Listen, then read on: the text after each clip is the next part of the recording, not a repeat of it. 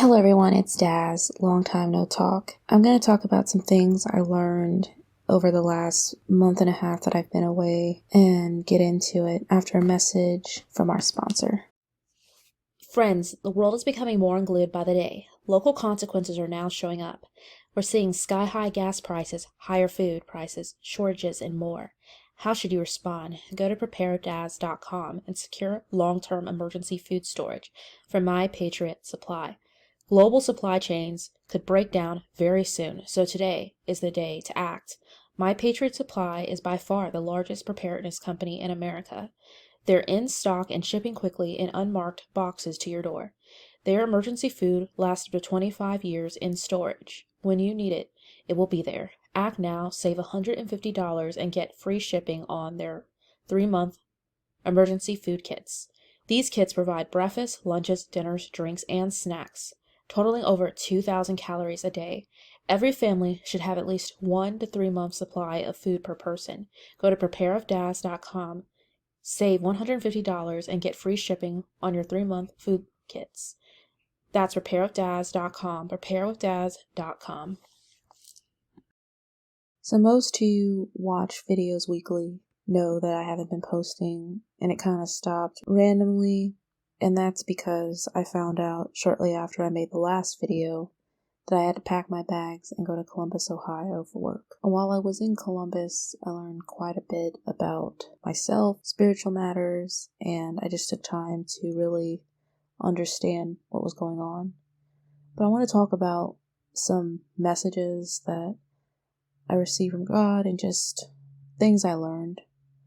For one thing, work was very stressful in the last month in terms of I teach, and anyone who's followed my channel for a while knows I'm an introvert. When it comes to speaking in front of people, that's its own nerve-wracking experience. But aside from the stage fright or the being soft-spoken and needing to be heard, to speak up, just the pushback sometimes you get when teaching other adults is difficult, especially when you're dealing with software that you're teaching them. That can be hard.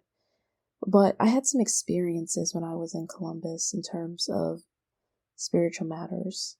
For one thing, one Friday when I was there, I was looking out my window. This was after I ended a class. This was a virtual class. And I saw this man walking in the forest outside my window, and I didn't think too much of it, but the way he was walking was a little weird to me. He was kicking his legs like a child, which was like, okay. I see people walk by that area sometimes. But what really gave me chills was when 10 minutes went by and my proctor, which is like a word for an assistant teacher or co-facilitator that helps you, when he left the room, suddenly this guy just walks in and he says hi in the creepiest voice ever. I then am confused with maybe he's a student, maybe he's there to assist me, so I ask him, and he doesn't really give me a clear response. So then I show him the roster of names, and it's weird because lunch hasn't even started and we wrapped up the other class early. And I asked him which name he was on there, and he just says all. And I'm like, what did you say? He says all. To me, it reminded me of a legion. When you think of spirits and you think of the book of Matthew, when it talked about Jesus casting out the demons of legion. But I'm supposed to come to logical conclusions, right? So I'm thinking, okay, maybe this guy's just not all there in the head. And then when I asked him for clarification, he said all again. So then he later tells me that he wants to eat lunch with me, and he starts moving closer to me, like he's going to pull up a chair. And so I nicely tell him, hey, there's a cafeteria out there you can eat. And he's like, no, I want to stay here and eat. So then I'm like, let me get up and go, because this is getting really weird. But then he also kind of motions toward me, so I'm like stopping in my tracks. I take out my phone to tell some of our site leads, and then that's when he claims he's pranking me. But it's the way his eyes looked, the way he moved. I know he's saying he's another trainer pranking me, but I had never seen this guy before. Even the way he was so polished and well dressed was very odd. Well, I had a second run-in with him about a few days later. I saw him going into the building. He had the exact same clothes on, which I thought was weird. And he signs in and everything. And when we sign in, they give us a roster for the day of who's coming, because we have different students every day. And he said he was virtual. That's why they didn't have one for him. Well, when he saw me, he put his hand on my shoulder and he said, hi, again, really creepy. And then he tells me, don't be afraid, I'm your friend. And it was just the oddest thing ever. And what was weird about it was just the day before, I met a young woman who was helping me teach. And it was a rough class because she didn't have a background in what I was teaching, but she was doing her best to assist me. And I heard her listening to a sermon, so I asked her about it. And then we were talking about God and just how nice it was to meet another Christian or believer, and just how this kind of stuff can take a toll on you. And so she ended up praying for me at the end of it. And the same shoulder she prayed on was the same shoulder this guy came by the next day and touched.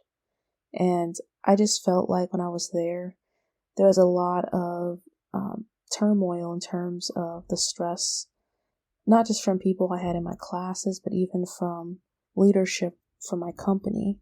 And in a way, I felt set up for failure.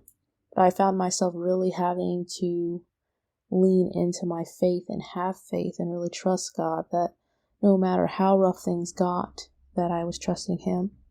And the thing about it was, I learned also from teaching these classes, for anyone who teaches, they'll vouch for this.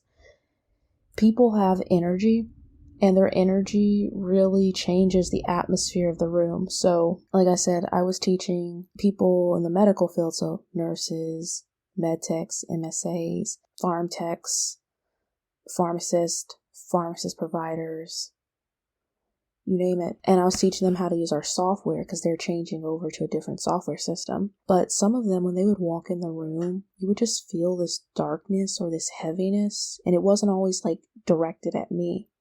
Sometimes it was just they had that on them. And other people, they walked in the room and it was just very pleasant. And as soon as those same people with that dark energy left the room, so did the dark energy leave it. And it could really throw me off sometimes, even with my presentation, because when you feel that, you feel very uncomfortable.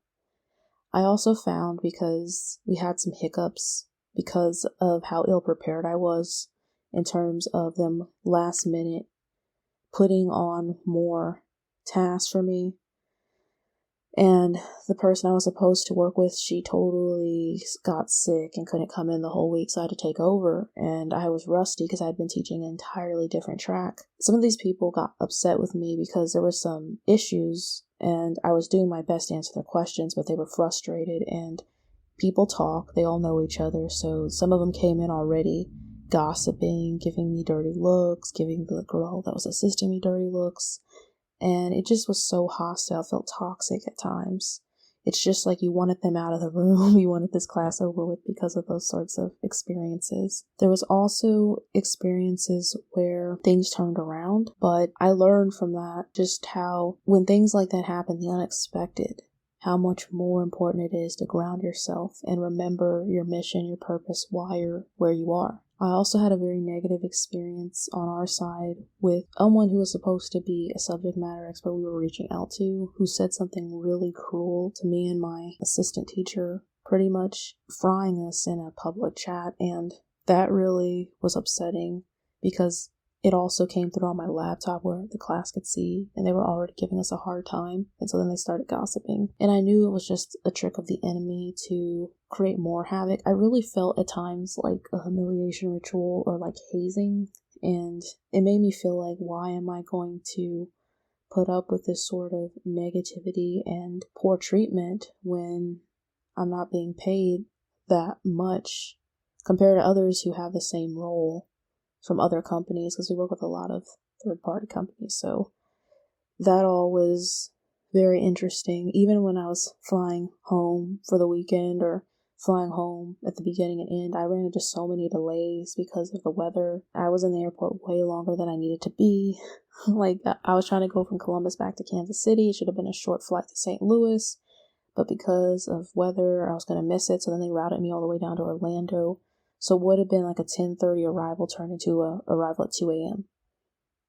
And I had to really learn to be okay with the unknown, and my patience was super tested, and I'm already pretty patient. I just wanted to share these insights that God was showing me, and just the coldness of this world that we're in, and just how you can't let what happens around you, your environment, change you.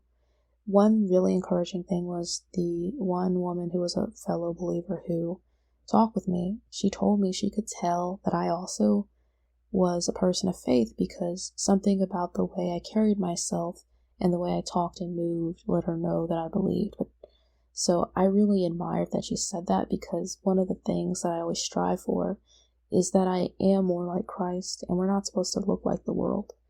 One of the tricks of the enemy is to get us to curse God and die, to get us to look and mimic the world so we're ineffective. We're supposed to be salt and light to the world. So I wanted to share my experiences because I know that lots of you go through things as well, and I feel like my personal experiences can serve as encouragement or reminder to trust God, but also that just because, like, for instance, a lot of people saw I was traveling and thought I was lucky, but just because someone is seeming like they're getting to go places and have these experiences doesn't always mean it's what it seems. And I'm pretty open about the good and the bad things. So I wanted to share that with you guys. I've missed all of you. I look forward to streaming this week. I will be in town. No surprise leaves unless somehow they throw something on me. Thank you everyone again. Take care and God bless.